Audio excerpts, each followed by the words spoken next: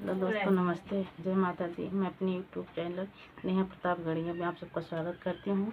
एक छोटा सा देवी गीत लेकर आई हूँ। आप सबको अच्छा आप सब सुनिएगा ज़रूर। आप सबको अच्छा लगेगा तो लाइक कमेंट शेयर ज़रूर करिएगा और कमेंट में ज़रूर बताइएगा हमारा गीत आप सबको कैसा लगा। देवी पचरा गीत मतलब अवधि पचरा गीत। अड़हुल का फूलवा मैया सात रंग डोरवा, मालिनी गुछत गले हार हो माँ। अड़हुल का फूलवा मैया सात रंग डोरवा, मालिनी गुछत गले हार हो माँ।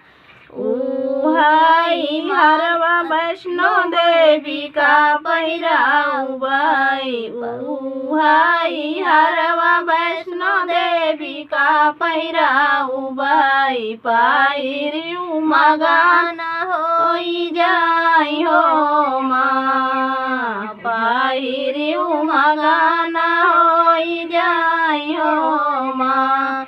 अड़हुल का फूलवा मैया सात रंग डोरवा, मालिनी गुछत गले हार हो माँ।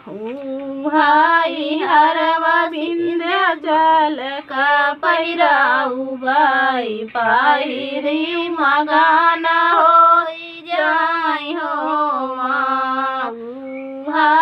हरवा विंध्याचल का पहिराऊ बाई, पाहिरी मगाना होई जाई हो माँ। अड़हुल का फूलवा मैया सात रंग डोरवा, मालिनी गुछत गले हार हो माँ। हरवा बेतला मैया का पहिराऊ बाई, पाहिरी मगाना होई जाई हो माँ। हरवा शीतला मैया का पहिराऊ बाई, पाहिरी मगाना होई जाई हो माँ।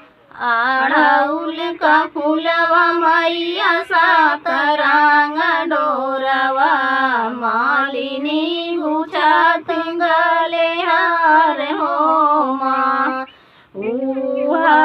मलवा बेला मैया का पहिराऊ बाई, पाहिरी मगाना होई जाई हो माँ। हरवा बेला मैया का पहिराऊ बाई, पाहिरी मगाना होई जाई हो माँ। अड़हुल का फूलवा मैया सात रंग डोरवा, मालिनी गुछत गले हार हो माँ। हरवा सातौ बहिनी का पहिराऊ बाई, पाहिरी मगाना होई जाई हो माँ। हरवा सातौ बहिनी का पहिराऊ बाई, पाहिरी मगाना होई जाई हो माँ। अड़हुल का फूलवा मैया सात रंग डोरवा, मालिनी